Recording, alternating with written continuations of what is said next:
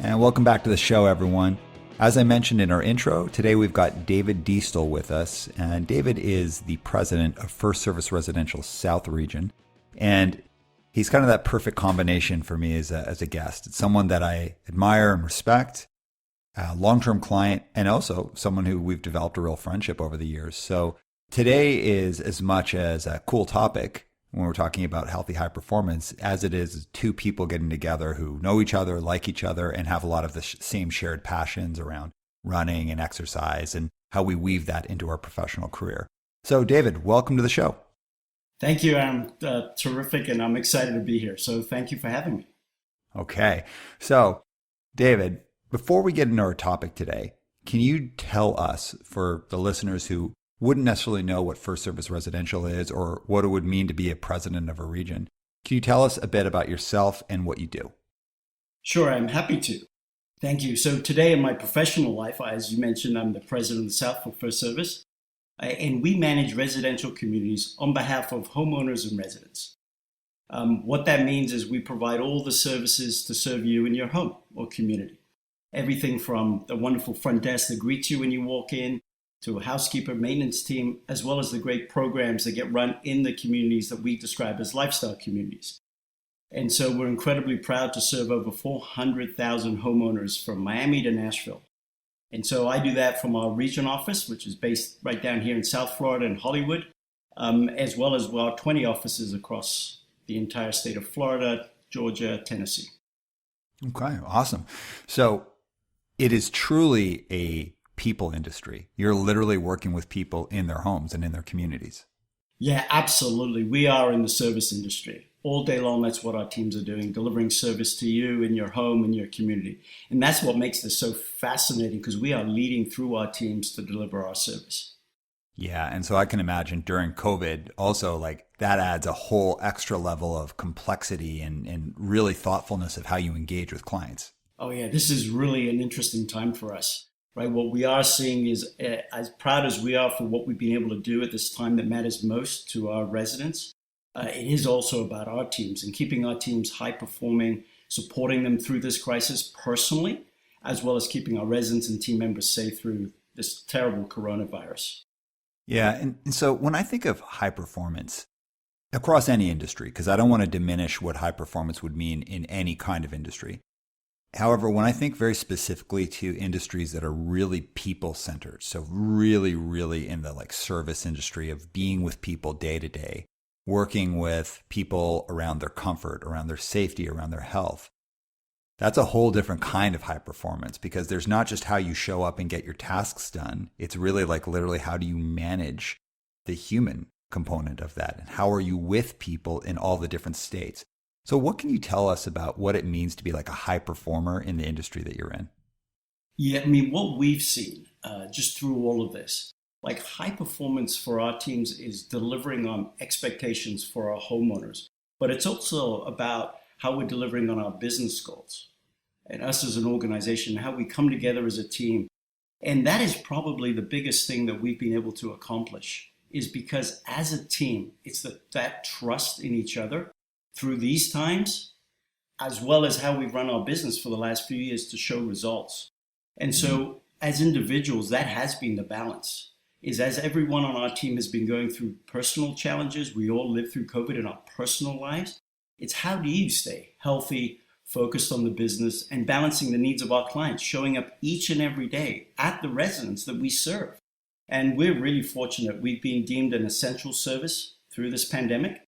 And what that means is our teams continue to show up each and every day with a smile and a service attitude, while themselves are worrying about their own lives and personal. It's a tough balance for our team members. And I would say that's where we've put most of our efforts through this pandemic.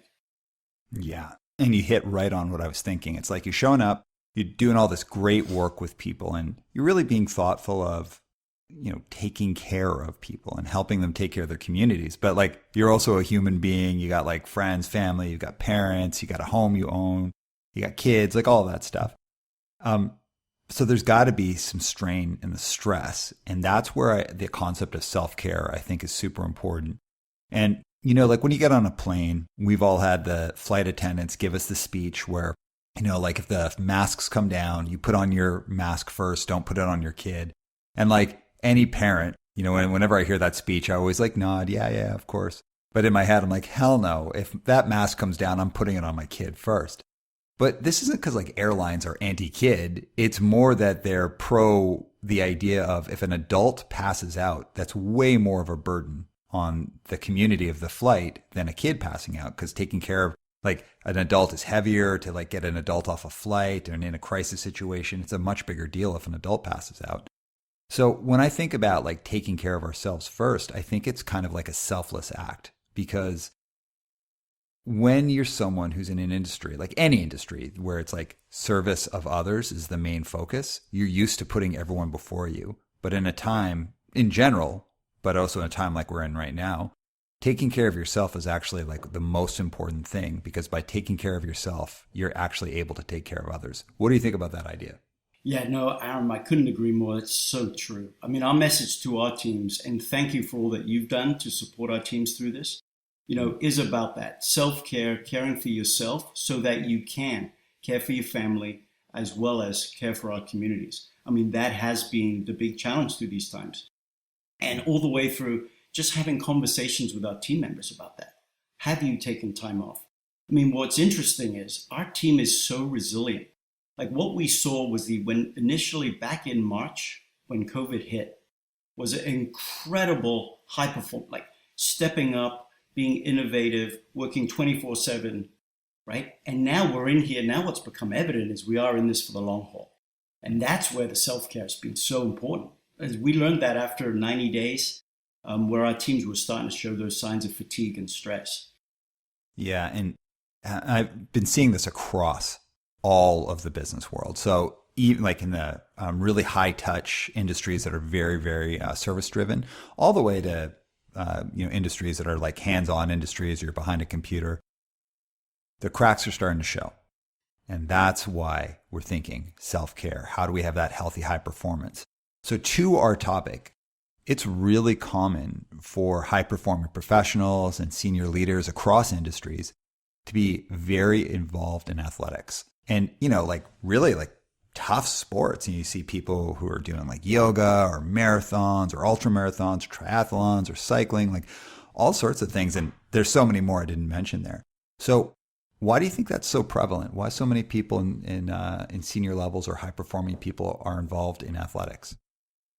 Yeah, I can share my personal observations around this, Aram. And the first point on this, and for me personally, was it's your own health and well-being. I mean, there's no question about it. My own personal, for my own mind and well-being, right? I find when I'm exercising, what that means is I'm sleeping better, I'm eating healthier, and I do have more energy and a more positive outlook. I mean, I've seen this, and I love how you articulate, the 4 legs of the stool, right? Which is about, healthy diet and eating, exercise, sleep, and also social interactions. And so I do think that leaders have naturally evolved to learning about self-care. And the second point I want to make is I do think that high-performing leaders, we are somewhat competitive. And I'm going to add, and I admit it, I admit it. And also, I would add a competitive and also discipline. So when I see high-performing leaders in athletics, right, they are disciplined, getting up early, training, just with a goal and purpose. And I think those are the traits that make you both a high-performing leader as well as a, let's call it, competitive athlete. So I do admit that. It's hilarious that you say the competitive side. For years, like years and years and years, whenever I talk about being competitive, I'd always say, I'm just really competitive with myself. I'm not really competitive with others. And I got to tell you, that is just not true. Well, Patrick, as soon as I said that, started laughing. And then Dave, who engineers our podcast, as soon as he hears this, he's going to be laughing. And Dave, we keep this in. This is me. I'm happy to joke around about this. It's really become apparent to me, the further that Cadence goes along, how competitive I actually am. And it's not about beating people or beating businesses or anything like that. It's about performing really, really well. Like I can handle if someone beats me by a few steps because they just happen to be better at faster, stronger, better business. But if they're beating me by like, like half a mile, I'm like, damn, that's not good. So it's a good thing for me to like kind of get in that space. But back to this. Yeah, I agree with all of those things. And when I think about it, like I'm going to break into this very quickly about these quadrants of self-care. So what David was messaging there when I talk about the legs of a chair is when we think about self-care, the way that I talk about it is 4 quadrants. So if you think of like a big plus sign, 4-quadrant grid, in the top left, you want to think about exercise. The top right, you think about diet. The bottom left, you think about sleep. And the bottom right, you think about social. Those 4 quadrants should be treated like the legs of a chair. You need to have all of them to be able to really like take a load off, to sit down, relax, and just kind of be able to ride out a tough time. The thing is, you can get by with a chair that only has 3 legs. It is not a comfortable sit. You got to be kind of activating your core. You got to be thinking about where you're leaning. You can get by with a chair that has 2 legs if the legs are in the right position, but that means you have to be using your legs to stabilize it. But you cannot get by with a chair that has 1 leg. That's like a fool's errand to try and sit on that. And the whole idea here is this, that when you think about things like exercise, diet, sleep, and social activity, you have to have a structured plan around them. At the best of times, you should have a structured plan. And structured should not be complex. It should be very simple and easy to follow, but there should be clear indicators of it. And I want to remind everyone of something that I really have become convinced of, that vagueness is prohibitive of health. So if you are vague in your plans in any of those areas, it is prohibitive of you actually doing the plan. So when people are like, oh, I'm going to get in shape. Oh, yeah? What are you going to do? How many times have you said that in your life? This isn't about running marathons or going on a diet or anything ridiculous like that. It's about knowing what you're going to do so that you can do it. So, David, popping back into when we're thinking about, like high-performing professionals and senior leaders really being involved in athleticism, what are the parallels that you would draw between high-performance sports and business leadership? So if we think of like any high-performance sports, like, well, especially the one that we're going to talk about in a second, which relates to you. But if we think about something like, let's say, running, cycling, triathlons, any of that, what's the connection? Thank you, Aram. Yeah, what I've seen as a team when we talk about high performance and the parallels with running a business is so much of what I've learned and experienced is the incredible success we've had as a team. So I am going to start with the first point, which is culture. Right? And what I mean by that is the power of a team working together. And there's so many parallels between sports and high-performing businesses. And it's about coming together with a common purpose and trusting in each other to deliver and elevate everything we do. Mm. The second part I've seen us do really well as a team is we set out a plan, right? We get together and we set these big, lofty goals, and then we execute on that plan with discipline. And the incredible success I've seen with our team in the South is that when we set out our 5-year plan, we knew where we'd get to a much better place if we just followed the plan that we set out. So that with discipline. And the last point, what I've seen is also just trusting the data and the information and learning from others, right? And with that, if you've ever gone through high performance training, running, or any other sport, right? You do have to rely on your training, your coaches, and others to help you. And as a result, those parallels, there are so many I could get into, starting with, the operating discipline, how you train as a team, how you act as a team. And that gets us to a whole new level of performance.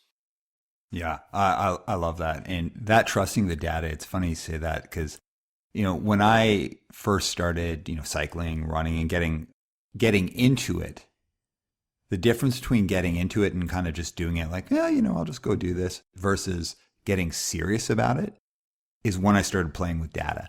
And, when I got on Strava and I started looking at things and being like, oh, how come I did that ride a little faster? Oh, what if I did that? And it also helped me learn how to take on types of challenges. So data was super important, very specifically around health and high performance. Where data really has been helpful to me is when I'm super stressed out and you and I have talked about this, when I just get off the grid, when I stop running, when I stop cycling, when you send me a message and you're like, hey, Aram, I haven't seen a run on Strava in like 2 months. What's wrong with you? Like that kind of stuff. It's really good for me to use data to help boost my interest in doing it. I can see hey, I haven't ran for like maybe 6 weeks, but like I actually killed it on this run. I did really good. I think I could go and crush it. I think I'm going to keep going. So data can also be like a real incentive, to keep pushing and going. Yeah, and that's a really interesting point. I'd like to actually get your perspective on this, Aram. I mean, you are a professional coach. You help others. It's what you do. And so when you think about trusting others and having coaches in our life, both for running and high-performing sports, but also business and professional, I mean, what have you seen? I mean, at what point do we all need to trust experts' outside advice? This is a really good question. So it sounds a little bit self-serving when I say this, but I really deeply encourage people who are in senior leadership roles that you should have a coach. You don't have to have a coach for like 10 years. You can have a coach for 6 months. Leaders should have coaches at least in their orbit that they can lean into from time to time.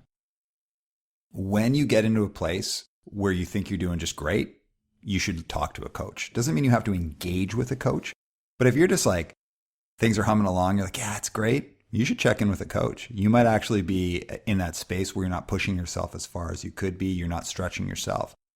When people come to coaches in times of crisis, I'm not saying that's like a bad thing, but like anybody can go to the doctor when they've got a cold, right? Like, are you going to the nutritionist when you feel well and saying like, hey, how could I get even better? So I'm a real believer in having kind of an ongoing engagement with a coach where you can pop in and out of the relationship just to get kind of like a personal trainer. So you can get that thing that you need to take forward, which is like very much like the relationship that you and I have had is, like we don't talk every day. We talk in a kind of a regular cadence over time, but it's not like super, super intensive. Any senior leader, and I tell you, like even high performing professionals who aren't senior, it's a good thing to do because just like a personal trainer doesn't show you, like doesn't say like, oh, you should exercise. You know that. But what they do is they're saying like, hey, here's the weak spots in your exercise. You're doing all of these things and it's ineffective. Like, yes, you're exercising, but you're exercising in a way that's ineffective. This is what you should do. So it's really about upping your game. And just to be clear for other people, like I go to people for business advice, including David, who I'm speaking to now. There are CEOs where I will ask them their advice about what I should do with my company. I solicit feedback from my team. I solicit feedback from people who are outside of my world in terms of the business, because I've got to get feedback. Our performance is only as good as the mirror that gets held up to us. And sometimes our arms are too shaky to hold up the right mirror. Yeah, that's really interesting. One thing we've done, and I would say I credit our organization with this and our leadership, Aram, is, not benchmarking against our industry, but also looking to others. Like we're benchmarking, we benchmark ourselves against other wonderful service hospitality leaders and other service industries, not our own community management competitors.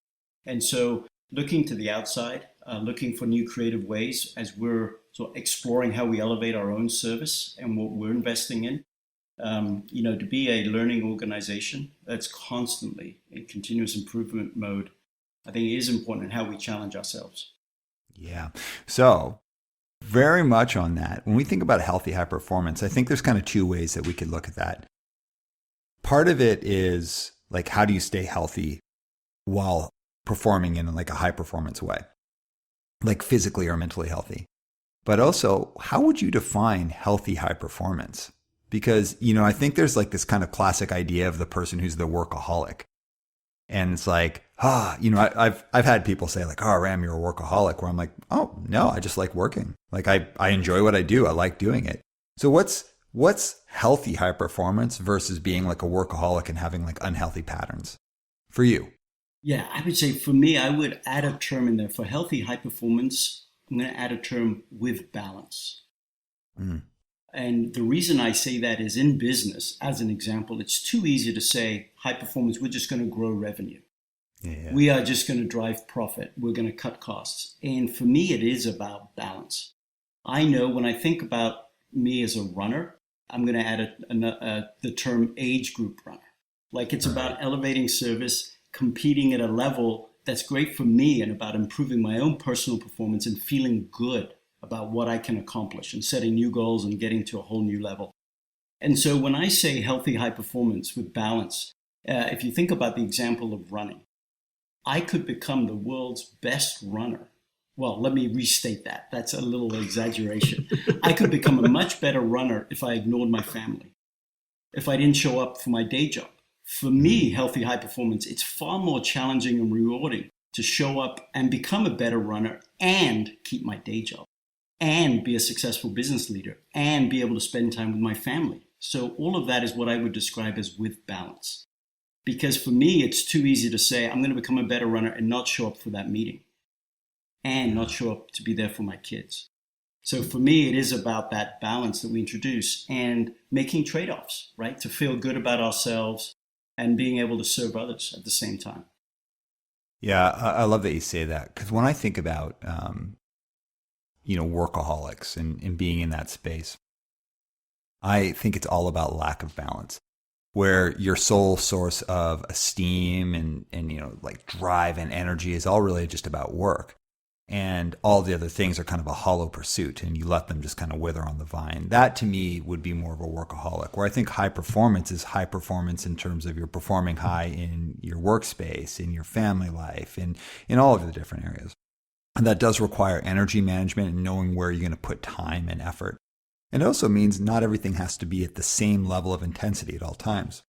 So, for example, there are some times where you're going to be a bit more focused on your family, or a bit more focused on your job, or a bit more focused on, personal stuff like athleticism. And it's okay to shift that focus as long as you're doing it with intent. And it can be really easy to shift into unhealthy habits. And that's where I want to go to the other kind of healthy high performance is, how do we stay healthy while being in a high performance mode? Like, how do we take care of ourselves? So moving away from generalities, let's talk about you. How do you take care of yourself? Well, I want to go back to what you started off our conversation by talking about, which is have a plan, set goals. So for me, myself, that is what I've always done. So I know it sounds almost ridiculous to say this out loud, but I always did think about a life plan. I wanted to have kids, right? I didn't necessarily know we were going to live in Florida, but it was about having a life plan, have a family, be able to spend time, take vacations, but also my professional career, set goals, whether financial goals and what I wanted to accomplish. And I do the same thing in my athletic. So running, I set a goal, which is achievable. So, and what we've also done, it's really, when I think back to our success as a team, is that balance of having a plan. So everybody, it relieves anxiety. And then you know how to drive to goals and get results. So I'm going to go back to saying with discipline, right? So that you have a plan and you can make those trade-offs and adjust as you need to. And that's really the single biggest thing I've been able to do is I set a goal for running, whether it's now my new sport of freediving. Can't wait to get to that, Aram. That's an exciting new topic for me, as well as set goals for our business. And then that way we're all feeling fulfilled and we can drive to, again, that's what I describe as healthy high performance. Yeah, I love that. And I just out of interest, at what point did that athleticism become part of your self-care? Was it always there, or is it something that you kind of got into at some point? Yes, I would say to you, I've always been athletic growing up as a child and through high school and university. I did let it fall off. And so I was much earlier in my career, and I would say I gained a ton of weight. I had 2 kids. I was working incredibly hard, but I let myself go. And what I noticed was my wife was looking at me a little bit differently when I would open the fridge door, and my kids were like poking at my belly. And I was also noticing it was starting to just affect me. I wouldn't use the term depressed, but I was noticing I wasn't feeling great about myself. And so one day I just decided, it was about 10 years ago, and I just said, look, I'm going to get in shape. I got to keep up with my kids. And at the same time, I set some goals and I started to run. And that's when I loved that, and I continued that journey ever since. So that was about 10 years ago now. Yeah. So for me, it was after I'd moved on from being a therapist to going into coaching, because as a therapist, my clients were just kind of, there was a never-ending group of people that were coming to seek therapy, especially because I worked in a provincial agency. So clients were always accessing us. When I entered into a job that was truly high performance in the sense of like, you actually had to like go out, drive business, like, I started running a P&L, like all of that kind of stuff. When that happened, I started working super wild hours, traveling home for work, eating airport food, like getting like really, really unhealthy. But also I started getting anxious. I started getting a bit depressed because it can be isolating working at that pace. And I started cycling, and it was a game changer for me. And I grew up as a skateboarder and playing sports, and I was quite athletic. And then, just like most people, I stopped. I started playing music and all of that. But when I just didn't have something in my life to funnel energy into, and specifically like get physical exercise, it really took a toll on me, but only when I entered into a high-performing job. And I'll tell you, once I got into cycling and running and doing triathlons, boom, it clicked. Suddenly it became such a clear way for me to stay in that space and feel good and energized. Yeah, I noticed the same thing, Aram. As soon as I started to run, I noticed I had a lot more energy. And in particular, it was in my professional life and work. I had more time. And what, resulted with that discipline and training, it did give me more purpose, more energy. And so I did find that as well as helping me in that personal space, my kids are able to keep back up with my kids and all of that, as well as at work, I ended up being far more effective. And it really helped motivate me personally and with a lot more energy with my team. So it's really interesting to me that by adding this whole new level of activity, made me far more effective professionally and made me feel better about myself. Totally. One of my best friends, a guy named Trey, who lives out in Boston. What up, Trey? Shout out to Trey. Whenever things get tough for me, or if I sound a bit off, the first thing he says is are you running? Are you cycling? He always checks in with me on that. And I'll tell you, 9 times out of 10, when he checks in with me on that, I haven't ran for a week or two, right? So it's it's become such a part of how I stay in that zone. All right. But the other thing that I tell people about a lot is, in general, especially high-performing people, when we're really, really focused, sometimes our worlds can get a little small, right? Because we're so focused on these things and we start getting small mind. So instead of big mind and kind of realizing we're in this world full of beauty and opportunity and different things, we get hyper-focused with what I call small mind. Here are the things I need to do to get to the place I want to go. And a good way to step out of small mind thinking and back into the big mind is do novel things. I always say to someone, if you want to learn how to play guitar, now's the time. If you want to learn how to dance, go learn how to dance. If you want to take on a new sport, take on a new sport. And this is where we come to your new passion, which is freediving. So tell us how you got in. Well, first of all, tell us what freediving is and how you got into it. Oh, yeah. So freediving, for those of you who don't know, freediving is this, I'm going to describe crazy sport that I just discovered, right? Which is about holding your breath, one breath, seeing how far and how deep you can go underwater. So I'm going to say that again. You hold your breath and you see how deep you can go. And for those of you who can't appreciate that, just think about this. It's not how deep you go, because you still have to come back up on for the return journey.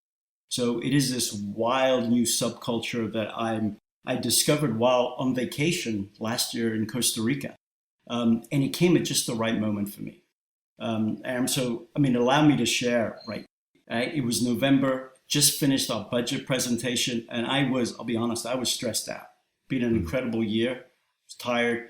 And I'm on vacation in Costa Rica. And yet again, I had allowed my personal well-being to just slip a little bit.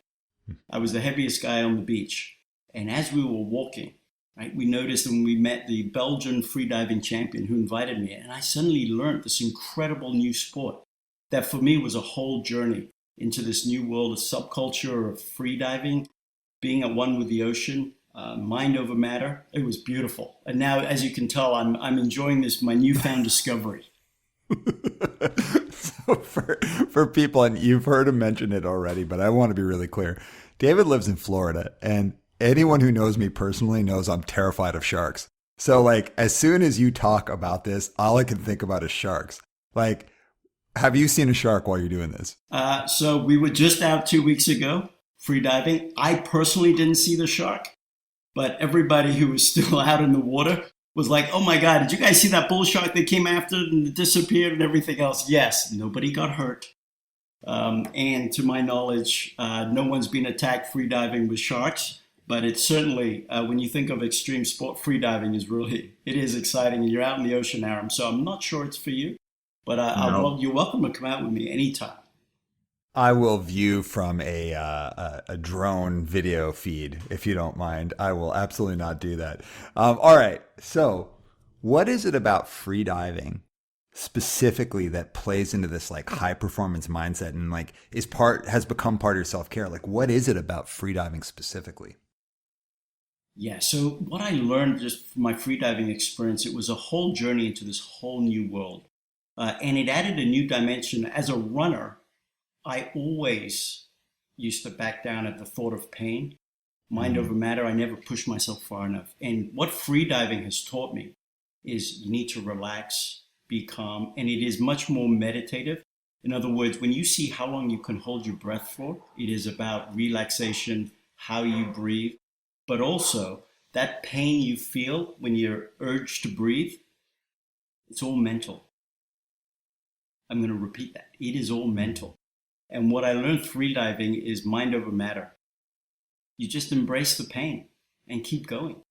So when I first started freediving, we did a crazy experiment. I challenge all of you listening to this podcast to just try this.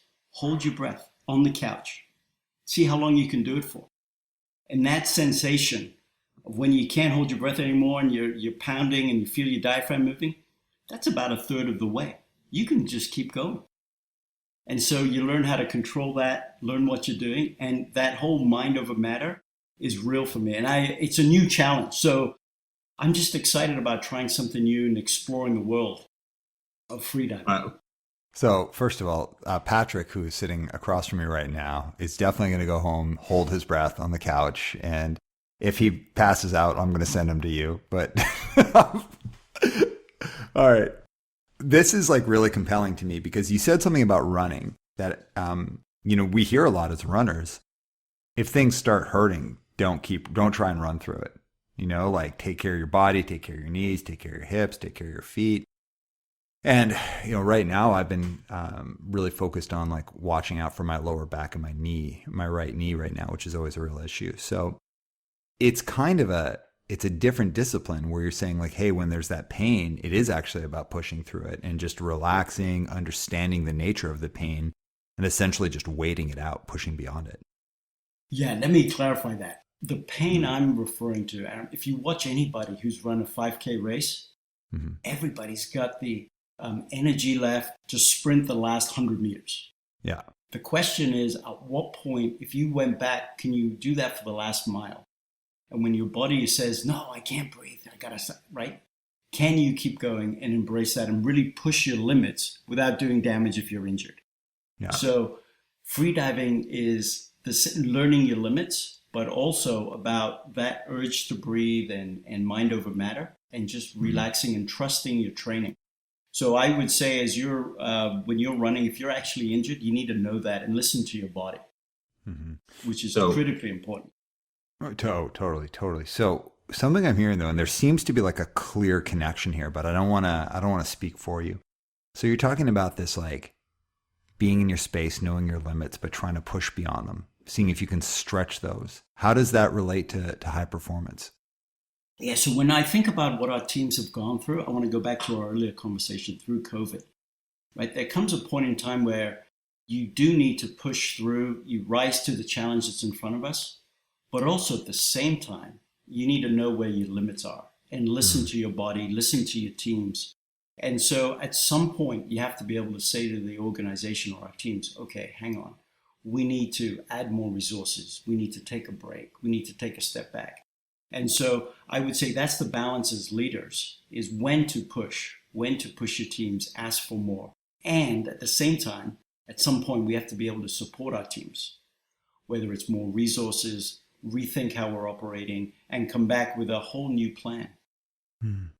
Yeah, and so I love what you said there, because healthy high performance, it's not about saying like, oh, I can infinitely push myself no matter the situation. I can go, as far as possible. It's about saying, hey, based on the situation, how much further can I stretch? And there's going to be times where we can stretch way further than we thought. And there's going to be other times where actually just surviving and getting through it, that's stretching. That's good enough. And high performance is not like a fixed state. And I don't want to kind of paint this heroic, like, no matter what, go to the next horizon. No, like for me, it's about showing up and doing the best possible job in the situation. And sometimes the best possible job is pushing way past what your limits were. And sometimes it's like, man, I'm just getting this job done because this situation is so intense. So really specifically, like since you brought up teams, like what have you been bouncing up against as you're trying to like really, encourage your team to like stay in the mix, like, test their limits during this time of COVID? Yes, I would say with our teams, what I have seen is that sort of deep commitment to service, to be there for our residents, and then to be there for their own teams who are going through difficulty. So I've seen leaders jump in to support other team members. So lots of examples, for example, of property managers needing to be at home to care for their kids and not be available. So our leadership team has stepped in, but they themselves have to care for themselves. Mm-hmm. And it's this cascading effect. So we are encouraging everybody, you need to take a break, take a step back, right? Look after yourself. And so eventually the fatigue of the organization, right? We're starting to feel it. And the high emotional state of our residents as the coronavirus lockdown continues is people are emotionally charged. So how are we helping our teams cope with that? What tools are we providing them? And as leaders, how are we showing up each and every day to support them in those conversations? And it is through being there for each other and listening to each other and talking about it is really, I think, what's been the biggest difference and most significant impact we've made for our teams. Just acknowledging the situation, telling them it'll be all right, and to be there for them through this time. Yeah, and having the opportunity to walk with you and the organization through this, like it's cool to see, and you're walking the walk, you're talking the talk, you're walking the walk, you're really doing that. What's been difficult for you though, as a leader, as a person, as a father, a husband, business leader? What's been difficult for you about pushing yourself in this space for high performance? Yeah, I would say personally, it is watching my kids who are in high school, just being in lockdown and missing those high school experiences. So it's something I worry about. Like we all had I have wonderful memories of my high school times. And and then balancing that with everything we need to do professionally for our teams and everything else. So I'm a warrior, not necessarily a warrior, but a warrior. And so at times of stress, right? How do I balance that being there for my family and also being there for my teams? And that's when I've gone back to, candidly, running and just looking for new outlets, being able to care for myself, because I do know it's important to be there for my teams, right, through this time. So, I've gone through my own ups and downs in the last 6 months. But what is truly amazing is how, as a team, we've lent on each other.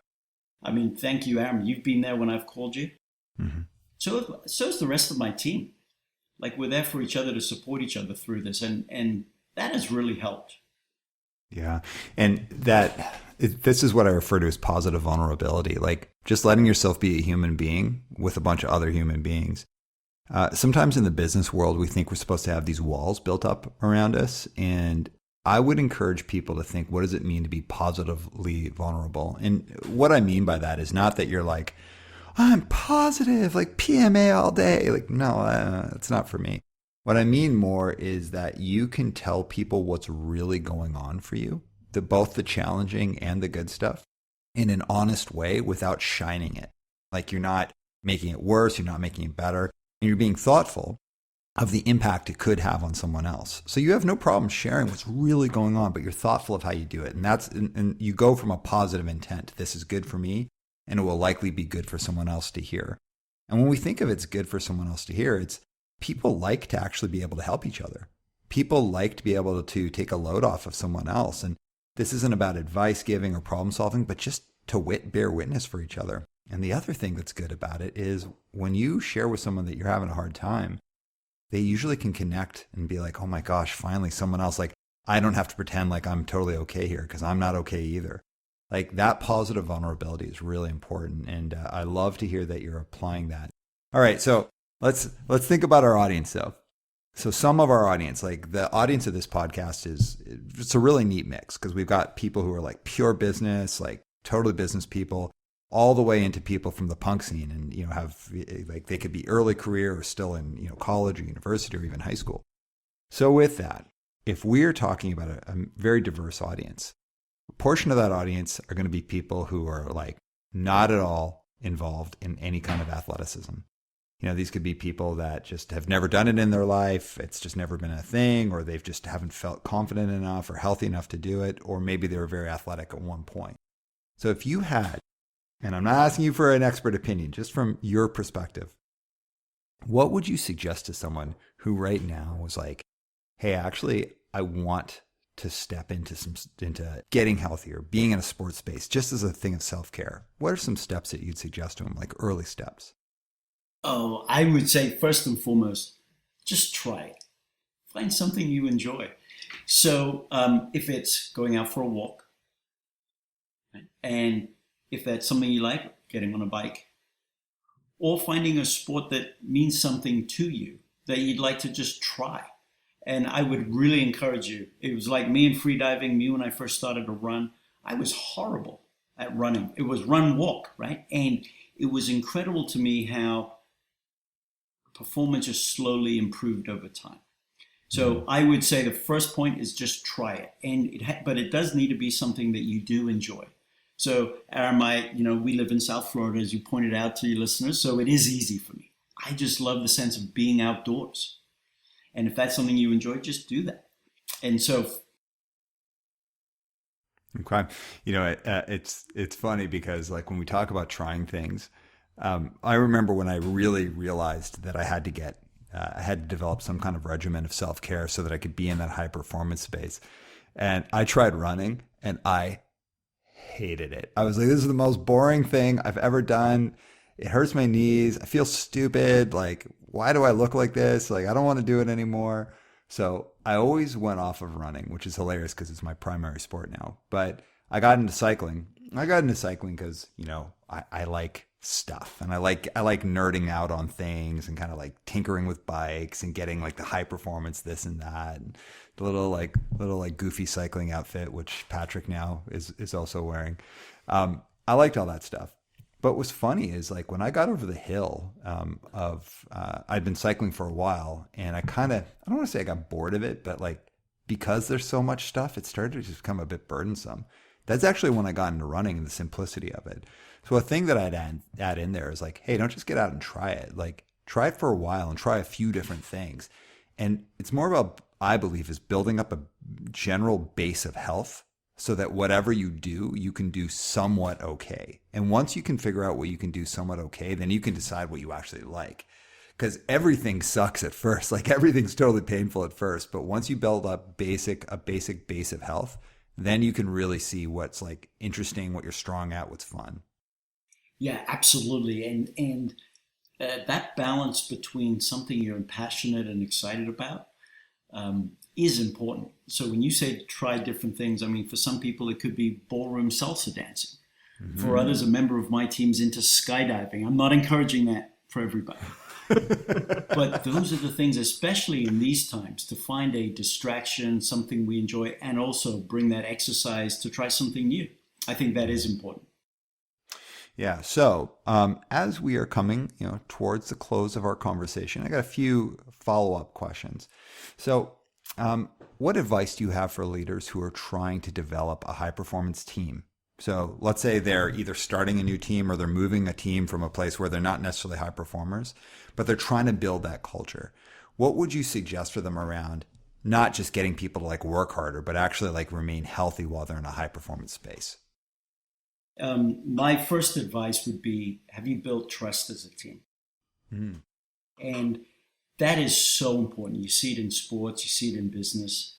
And so that ability to be able to have conversations where you described, open conversations, build trust, listen to each other, and then from there start to build a plan, I am confident you'd be amazed at the results. And just talk as a team, right? Have those candid conversations. And when you're having those candid conversations as a team, do challenge yourself. But what's really important is that as a team, you believe in the plan that you've come up with. And then you commit to executing on that with discipline. Because when you have that plan, you can then adjust it as things change. That is one of the biggest benefits we've seen of having a plan, is you can then change it. And it'll leave anxiety as a team. It'll build trust. You get some quick wins in. So as you're building that team, that's where I suggest you start. Okay, very cool. So as a result of, sports and the things that you've done kind of like later in life that you've taken on, and it could be running, it could be freediving, it could be anything. What is the coolest experience you've had where you're like, wow, I'm so thankful that I did this because now I've had this experience? Oh, I would say there are two things I'd like to leave with. The first thing is, I never imagined professionally that when we first started this process as a team, we would take our performance to this whole incredible level over the last 5 years, just by following this plan. And that performance and that winning culture was the first thing. The second coolest thing, I got to go back to freediving. Like when I'll never forget this experience. When I was about 10 meters down and I was really struggling, my lungs, I wasn't feeling great. And I just relaxed. And I thought about my training and I just relaxed and allowed my body. And suddenly I was able to keep going, got down to 20 meters and had this most incredible experience being at one with the ocean. And for me, it just reminded me to be there for myself. I got back up alive to the surface, but it was just that, right? If you just mind over matter, relax, and embrace the opportunity, it was tremendous. So those are two things. So thank you, Aram, for allowing me to share this experience with you and your listeners. This has been wonderful for me. Okay, so two more questions. We're gonna start with anything you want to add in based on this topic or anything in general that you want to leave our listeners with. Yes, I would say trust. Trust in yourself, trust in your team, and also care for yourself. Because your teams, your family, they need you to be in a great place, right? So that you can care for them, you can care for yourself, and you can care for others. And then as you started off by saying, Aram, I go back to it, right? And have a plan. Have a plan for your life.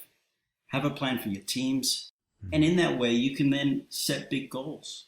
Improve yourself, improve your teams. And I think, for me anyway, it alleviates a lot of anxiety and stress to just be able to go back to the plan. And as we talked about, and then change it from there. Yeah, I love that. All right. So do you want a music question or do you want a sci-fi question? It's your call. Oh, wow. All right. Let's go with sci-fi. All right. What is your number one, must-see sci-fi movie or TV series? That if you're saying someone listen, if you're uninitiated and you think sci-fi is totally corny and you're not into it, you need to watch this movie or this TV show and you'll totally get it. So right now, I am watching Mandalorian. For me, it's that throwback. Yeah. Right? And going back to what we talked about earlier, sometimes I do think I'm Yoda. But right? I just love it. And sci-fi for me is a throwback. It's a distraction in today's world.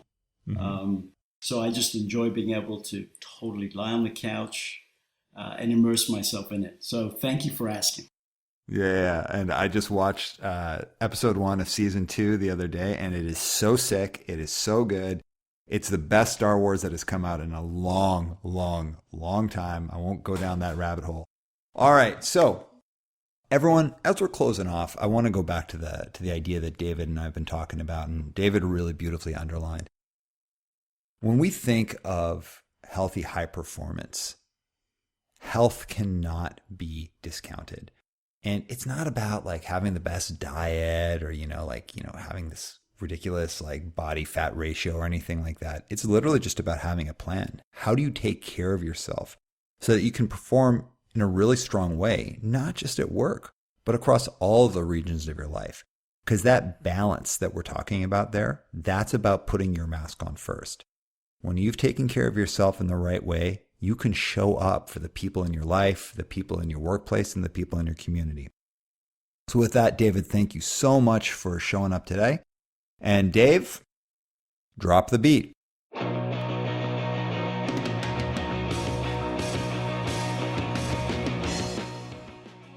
One of the coolest things for me is speaking with someone that I know is just completely on the up and up. So I've known David for, a decade at least. And he just is the person that he sounded like on that podcast. Someone who's super humble, who's really plugged in, really, really cares about others, and also puts a big focus on maintaining really strong health for himself. And the whole thing that I hope everyone got out of that episode was taking care of yourself is more than just a bunch of vague ideas. It's really about having a plan, knowing what you want to focus on, understanding why. To do that, you got to break it down. You got to think, what am I trying to achieve here? Why does it matter? And then you build a plan that's going to support health. When you're healthy, not only do you take care of yourself, you're able to take care of everyone around you. Put your mask on first. So I got to thank David so much for your time, for your wisdom, for making references to being like Yoda. Dead on. Couldn't agree more. And everyone, thanks so much for listening. And we'll see you next time on One Step Beyond.